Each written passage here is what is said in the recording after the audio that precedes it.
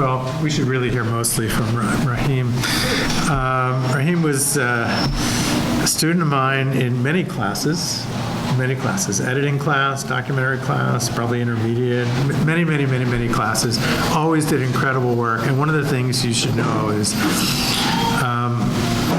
Rahim will call me like 2 hours before class saying, oh, I'm flying in from DC. I'll be there, but I'll be there a few minutes late. And he was working and doing things literally all over the country and would fly back to come to school, which is just really shows a major commitment. And you know, all the time when he was going to school, doing all the hard work, because we give you a lot of work, right? Yes. He was also working, doing media, recording events. I get these texts of, look what I'm doing, look at all the things going on. It's just really incredible. And so we produced a lot of really great work, a lot of work that I have on my computer at home and different projects. And then in the summer documentary class, which is, I think, the best, my favorite class of all the things that I teach, because during the summer you don't have other classes, so you can really focus on something. So he told me about this young rapper who tragically died, and that he wanted to make this film about it. And so during that summer class, he did some really incredible work on it. And I remember we had a screening that summer at the Dallas Museum of Art of the work that our students did. And everybody in the class was really pissed off at Rahim. Said, you know, we have some good films, but it's nothing close to that. And then I kept hearing that, you know, we need to get more people. We need to get more people. We need to get more archival footage, and we need to get the mother.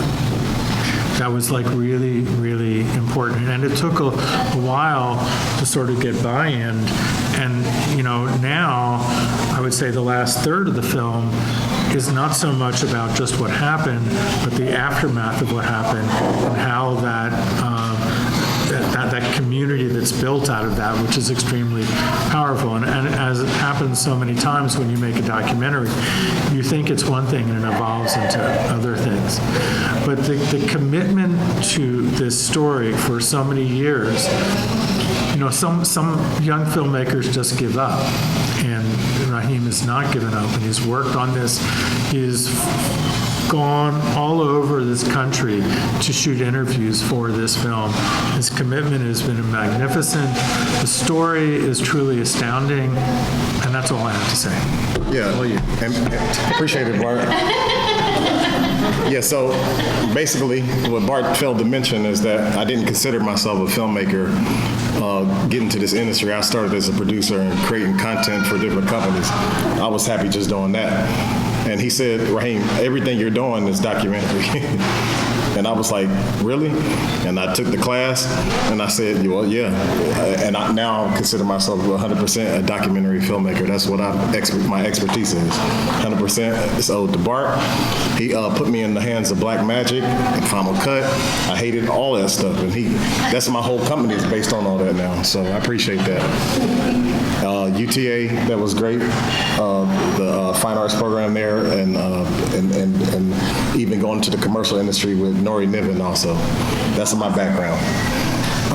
But as far as this film is concerned, I met his mother, Denisha Ross, in 2014 or 2015. I was shooting a music video, and I saw her, and they said, "This is Lil Snoop, Mom." I said, "Oh my God," because everybody there knew who Lil Snoop was in that culture, in that community.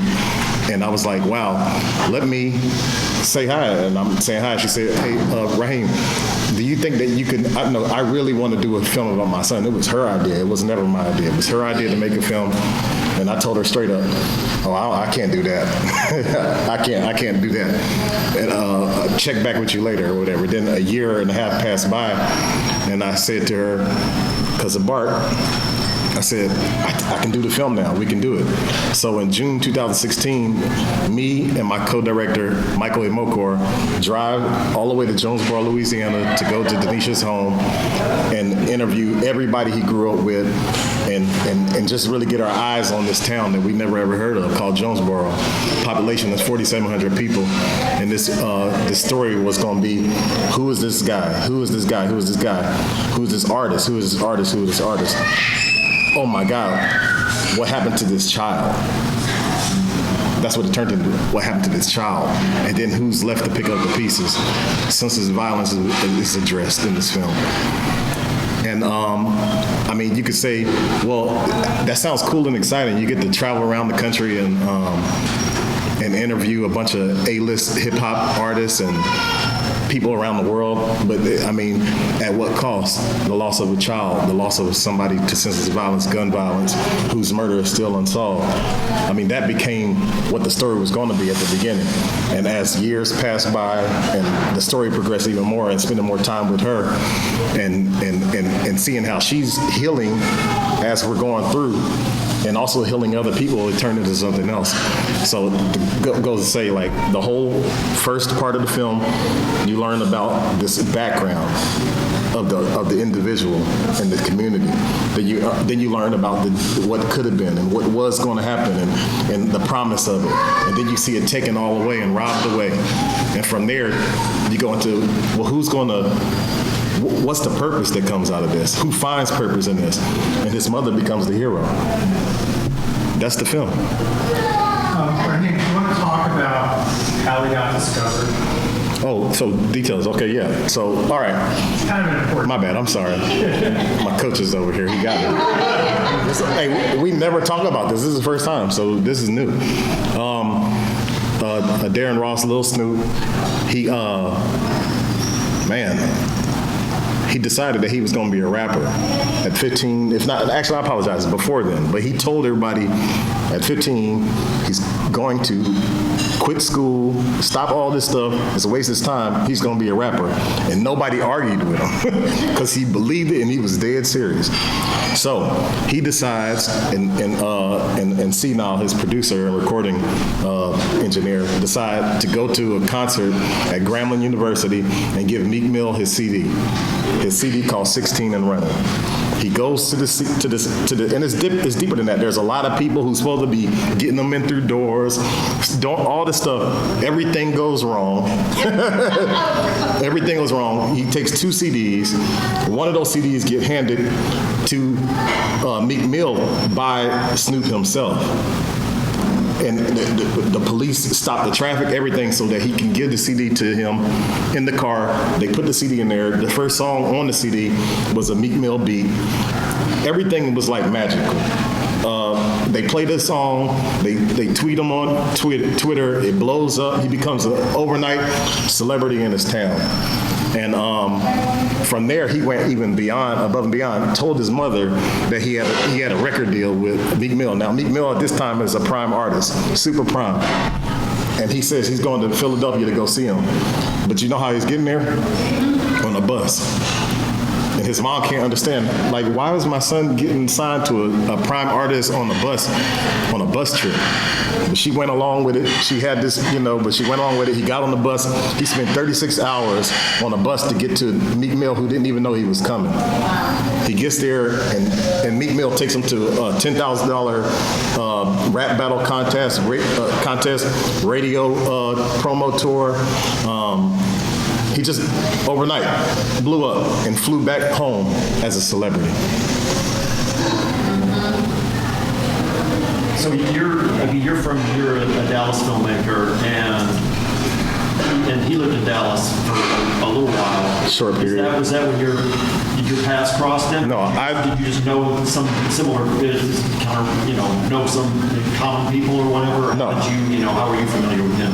I'm familiar with Lil Snoop because he was an internet star. Because his views on 28 million on freestyles, he was like a freestyling person. I didn't know him personally. I never met him. I just crossed paths with his mother that time at the recording of the thing, and it's like if you mention Lil Snoop, even though that was 2013 or 2012, 2013 time, people still he has a lot of relevance in his name. But he was briefly here in Dallas, but he's originally from Jonesboro. He spent most of the time in Louisiana. His mother came up to Dallas to do other things with her life, to try to get him, good foundation. She came from a hard life. She struggled, and she did a lot, and it's addressed in the film as well. You ready to tag team her in here?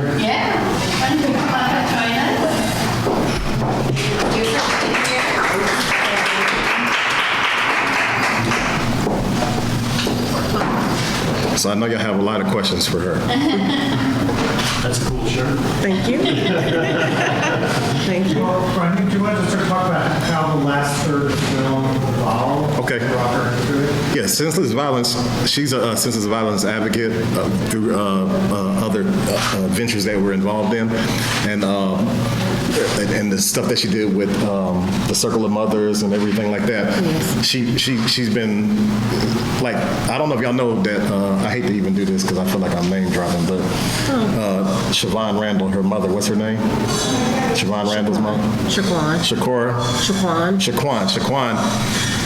She was a 13-year-old girl, no clip, who was kidnapped and murdered in a house. She came to that mother and walked her through that process. That's just one. Many other mothers, they, like on the internet, come to this woman like, what do I do? And she tell them these words, and they really live off of it. It's one step at a time. Keep on moving forward. So in the film, like, you get to see her become more than that. You get to see her become a fighter. Not just, I mean, come on, we're talking about a murder that has not been solved to this day. People have been in prison. That's in the film. We went to a court hearing where the shooter was sentenced to 2 years for something. It's super thick. Now, I don't want you to. If something like that happened to my son, I'd still be fighting. Yes. I would not. Right. Yeah. That's a mission. Yeah. That's all she think about. But in that same process, in the film, you get to see her address these type of things. You get to see her. She's on the news. She's moving. She's got a place to go. She's going somewhere this weekend coming up. Like, it's always something with her, and you get to see that hero that we can all say, hey, I feel her, and I'm stronger because of her. So what ultimately convinced you to be a part of this project, the documentary? Why was it so important to you? Just because I knew, like, my son worked so hard, and I watched his work ethic become it's just a great work ethic. And so I just wanted people to know his story. I wanted them to know, like, you can just do whatever you want to do, especially, like, coming from a small town. No one believed that he would amount to anything just based on, like, his father's incarceration, different things like that. So I needed people to understand, like, how he was able to achieve these things, and that you too can be that person. It's up to you. Now, what fascinates me, I worked in education for quite a bit, in college and high school, et cetera, but I was most fascinated by how your son had this ability to just spring forth with whatever was on his heart. The rhythm, the poetry of the moment, the ideas, the imagery he used.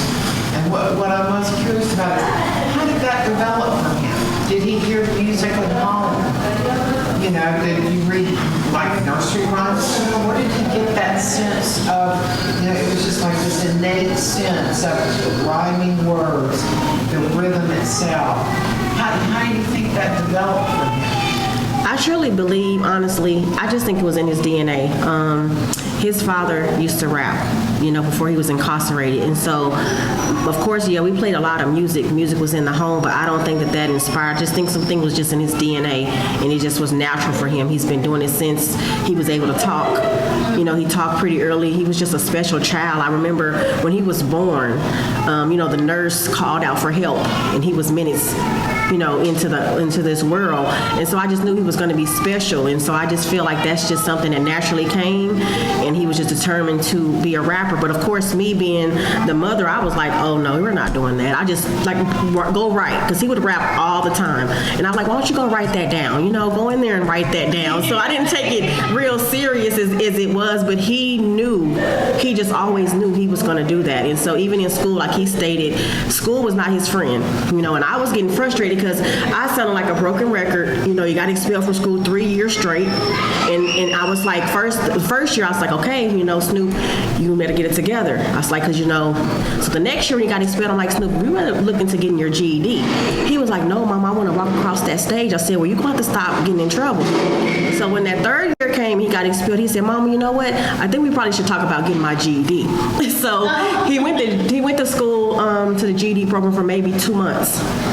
And the story I got was that particular day, I guess he was just in a bad mood, and the teacher said something, and it was kind of like he was that kid that no matter who did it, a Darren did it, whether he did it or not. So she made a comment, and it frustrated him. He said, you know what, I don't need this, I'm going to be a rapper. She said, with that attitude, you're not going to go far in life. He said, I'm going to show you I'm going to be a rapper. And that was his last year of school. So he poured all the energy into just going to the studio and just making it happen for himself, because he believed what he prayed for, actually. He prayed for that, so it was just a DNA thing, I believe, honestly. You did get, like you said, some A-list rappers to participate in the film. How did you manage to do that? Was it just one person leading to the next, and how did you get them to kind of believe in the project and what they wanted to? It was because it was Snoop. It was? It was just simply because his name carried his weight of his own. It was no connection. I do understand that, his record deal did bring the attention. But once that happened, it was his own connection that got us to where we needed to be. It was just about letting them know this is what we're doing, and they wanted to be involved because it was him. Yeah, I mean, honestly, like logistically and technically speaking, she would say, hey, these people want to be a part of this. It was so many people wanted to be who could have been a part of this. We had to close it down. She would say, hey, here's this management, contact them. We get on the plane. Some of us would go to do this. Some of us wouldn't. Our team is only consisted of 3 core people that did the whole thing. And we dealt with a lot of people. Some of the people who we work with have passed away now too, who really made this thing come together. And it's not like a fly-by-night thing. It was a lot of people. It was a lot of puzzle Tetris type situation and logistics. It cost a lot of money. We didn't have any funding for this whole film. We did everything out of our own pockets and created this from nothing. The idea in her mind. While I was working still a regular job, which I still do now, so it's just like you have to just make yourself available when those calls come through and the artist is available. It's like, hey, I clock out at 5, like you stated, and you get on the plane at 6. It has to happen because that's your availability. Well, I do like how it kind of, you hear some of these stories, it seems like people are, sometimes just relegated to being statistics, and this movie, I think, really tells the full story and really get an appreciation for not only his music, but who he was and just, such a talented young man, and you kind of get the full picture to the point where it's not just the viral the freestyle videos, or it's not just the rap battle. Yeah. It's not just you get kind of the full picture of the person, and I think a lot of times even in like the age where you're talking about people going viral and stuff like that, you don't often get that full picture. Yeah, a lot of things that came into mind. One of the most important things was it would be too cliche. It would be too cliche to make a rap documentary about a rapper. We wanted to stay far away from that because that's built in automatically. This is a much bigger story than that. You know what I'm saying? This genre of film is like a coming of age story on 2 levels, 2 layers of that. Like it's a beautiful story. And it's no age bracket. You see what I'm saying? The people that reach out to me, this is not just limited to the United States. Different countries of people reach out to me in different age. Like my good friend that actually makes makes his shirts now. He reached out to me maybe a year after. He's like 60. And my son, music inspired him. So it's just about, when this film, my main focus was inspiring. I need people to, some people you just don't understand, like they may just be sitting on their couch with like what, with all these ideas. And it's just like, hey, I have this young kid that just basically came from nothing, and he didn't let none of the world's obstacles stop him from becoming who he was destined to be. And it's spiritual as well. Like, he believed in God so much, and he prayed on his knees to where he told me, Mama, sometimes you have to get on your knees and ask God for what you really want. So he believed that, he stuck by it, and it always worked for him. You know, he told me, I take a little bit of what you tell me and a little bit of what I think, and I put it together, and it works out for me. So it was just a spiritual journey. Even with this documentary, some days we may go in there and nothing works. It's not the timing. So then we may go back and there's no problem. So it's just all about, you know, just beliefs and believing and standing on what you believe in. Did I do it, Bart? All right, so why did you shoot all these people in their cars? Okay, so a story. All right, so it's Thanksgiving. I'm in D.C. and I get a call from you, I bet. Probably. And says that Meek Mill and O'Malley are ready to do interviews. Meek Mill is going to be in D.C. for some kind of jingle jam thing, and the other guys in Delaware. And I decided I was going to drive on Thanksgiving night to go and do this. Now, I didn't know. I didn't think this out, but when I got there to the venue in Delaware, it was too loud to do it. No, first I drove to Philadelphia. Then they said, no, we got to go to the show. We go to the show in Delaware. It's too loud to do that. All right, let's go back to Philadelphia. We get to Philadelphia on Thanksgiving night. Do y'all know everything is closed? Yes. I'm like, and we're driving around Philadelphia, speeding through all these things. And then they finally stopped. I said, look, man, let's just do it right here. And I had the artist out here, and he's like, yeah, and it's cold. And then he's like, I'm like, cut and stop. Hey, man, your voice is shaking. I need you to get in the car, just turn the heat on. I'll sit outside and freeze to death. And then Meek Mill. Did you know that when you asked the question? No, he didn't know. And then Meek Mill, so after the show, we couldn't find him. Didn't happen. So then, like, many months later, almost 8 months probably, 6 to 8 months later, after that interview, Meek Mill had something going on. He lived in Atlanta. He lives in Atlanta, I believe. And one of our other guys, Dominique Fondon, he had to spearhead that whole thing and do the interview. So here's that story. He has the Rolls Royce Wraith with some stars in the ceiling, and he asked Dominique to set the camera down so he could see the ceiling. He said, "Yeah, make sure they can see the ceiling." Yeah. And like they're at the Lenox Mall. You can't film in the Lenox Mall. Have y'all been there? No. It's in Atlanta. You can't film in there. It's very high profile. You can't play. And Dominique was telling me, "Hey, we can't film here, man. The police is out here." All that. He said, "No, just come on, let's do it real quick." He started filming, and the police tell him they got to go. Instantly. So they go somewhere else down the way, and then the light falls and hits the car, and he said, and it scratched the car. He said, "Hey man, am I gonna get a commission out of this?" You mean the light fell on the car? Oh. Because Dominique told him, "Hey man, we can't really be doing this. This ain't really," but he wasn't trying to listen. And then the Rolls Royce emblem goes in the car, and he tried to make Dominique think that he broke it off the car. Just a whole bunch of weird stuff like that. There's a lot of stories. Yeah, it was a journey. Like, this was a longer process, and I'm very thankful to the team, you know, because like I said, we didn't do this with no budget. But keep in mind that I wasn't even understanding that I was alive during this process, because I didn't really realize that my son was deceased until about that third year. Even though I went through a funeral, even though all that happened, in my mind, there was hope that he wasn't dead. Right. So while we're doing all this going on, I'm still just trying to process what's going on in my life. So I'm just very thankful for them to sticking with me, because I'm pretty sure I was up and down roller coaster and demanding sometimes. So they stuck it out with me, and I'm grateful for that. Yeah. So how long has the whole process been? Because it's still ongoing, because the film is still not yet quite. I mean, it's pretty much done now. Like 99.9%.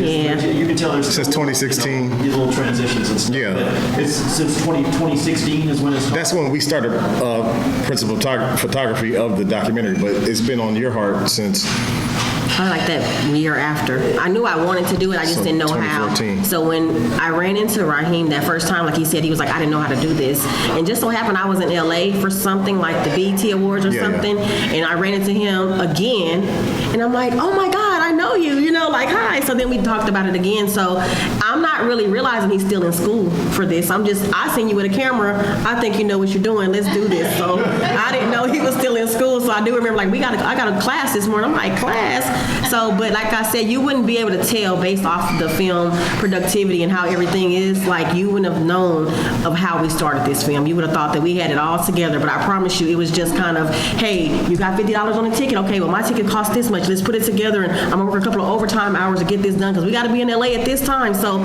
it was just God walking with us through this process, and it's going to be a great film. I really feel good about it. And she has not seen it yet. I walked out. Okay, so I walked out each time that they started the interviews with, the artists, because I'm not starstruck for one, but I knew they were going to ask the question about the death, and I didn't want to keep reliving. So when I would just kind of go out of the studio, and then I said, I'm not ready to see it yet, because I don't even know. I'm prepared to see it, but I'm not even sure how excited, because I just want to see the people's reaction to it, maybe without me even seeing it. I just know that it's great, but I'm reliving my reality. So as long as but the main focus is, as long as it does what it's supposed to do as far as the purpose of it, I'm fine. I want someone to walk away with some type of motivation. I just want someone to feel that. And I don't want people to dwell on the death. I don't want people to dwell on the loss. It was a major gain, because there's a purpose in that. And when you have a purpose in life, even myself, I found my purpose of why God created me through my son's death. And had he not went through what he's went through, then I would have never found why I was created. Well, yeah, it is more about the life than the death. Correct. Even like the title, The Dream Chaser, it's not a sad, it's an inspirational title. It's not a sad title. So, you're not wanting people to come away from this being, as sad as it is, you want them to come away being inspired more than just Right. depressed or sad. I too can do, basically. That's what I want people to get. Yeah.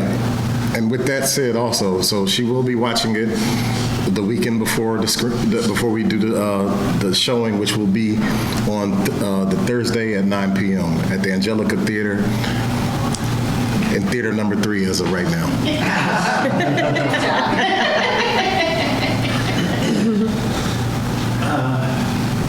you want to talk about the circle? So the Circle of Mothers is actually Sabrina Fulton's nonprofit organization. I got a chance to go to Florida, and it was maybe 6 months after Snoop's death, so I was real burdened and heavy-hearted. But what it did teach me was that, there's going to be always a mother that experienced my pain. And so what she told us, and she said, if you guys want to take anything from here, go to your communities and make your own circle, right? So I named mine The Heart of Mothers, because the thing of it is, the heart is what's broken. And I'm trying to help mothers understand that even after this, we can have a healed heart. It's possible, because I'm doing it. So I just want to be inspired on that. I got a chance to meet Tupac's mom at the Circle of Mothers events, and that was great because, even though we were there and we got a chance to speak one-on-one, because her son's murder was not solved.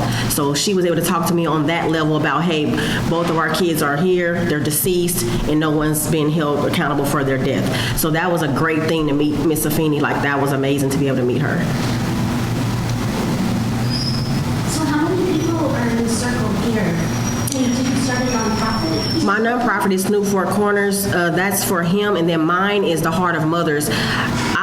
For as Dallas, most of my women are across the country because it's media, right? And so I haven't had my first event as far as that one for Dallas because of what my son done. Like there's so many people just reaching out to me, and so I'm prepared. Like I'm getting ready to do that because I'm dropping my own book because I want people to understand like who I am. Then they'll understand why my son has what he has in him. All the work ethic and things. So that just hadn't happened because I'm just now August of last year decided, hey, I want to live again and feel alive instead of just existing, right?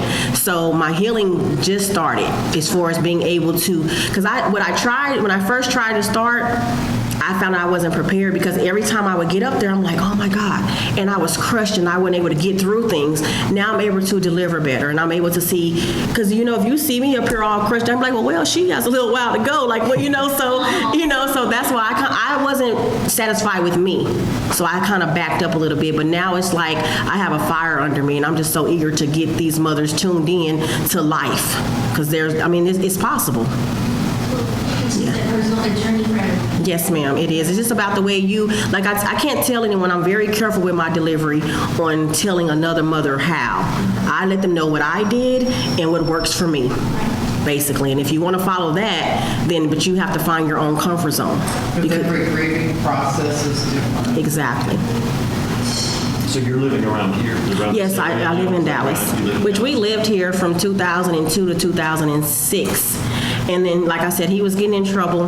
Because I was a single parent, I used to have to catch the bus at 4 o'clock in the morning because I worked in Capel. And I would have to get on the bus at 4 in the morning to be at work for 8.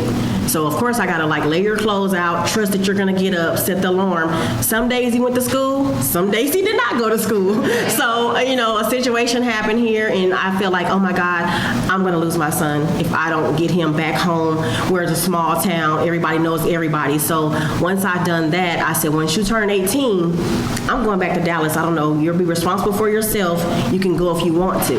This all happened in 8 months. He got killed 1 week after turning 18. I didn't get a chance to, because our life started changing. So, of course, Dallas wasn't our destination, right? But once he passed, I'm like, let me get back to Dallas. It's familiar territory for me. And so this is where I chose to come back to.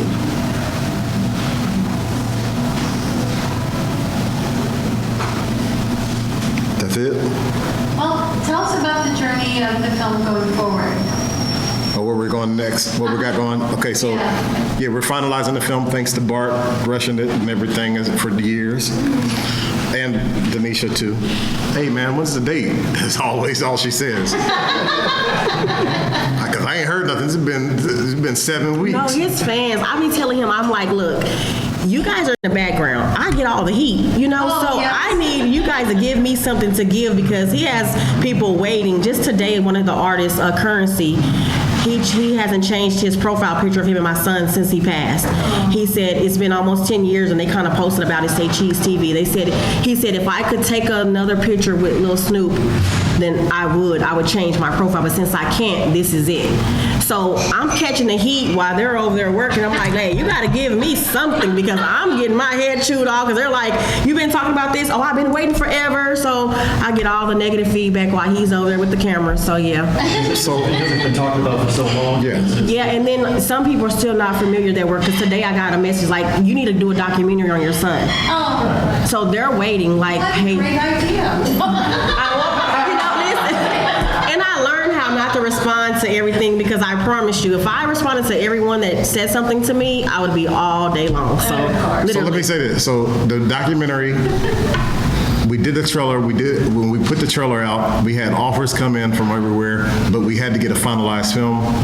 Bart said we have to have final film. I said now we have a final film coming out, and we're going to see what the last increments will be with offers, and then we'll go from there for distribution at that point. Good. That's the future. So Dallas VideoFest is going to be the first film festival that is showing at, correct? It That is. is And correct. it's crazy because my son mentions Dallas in a rap.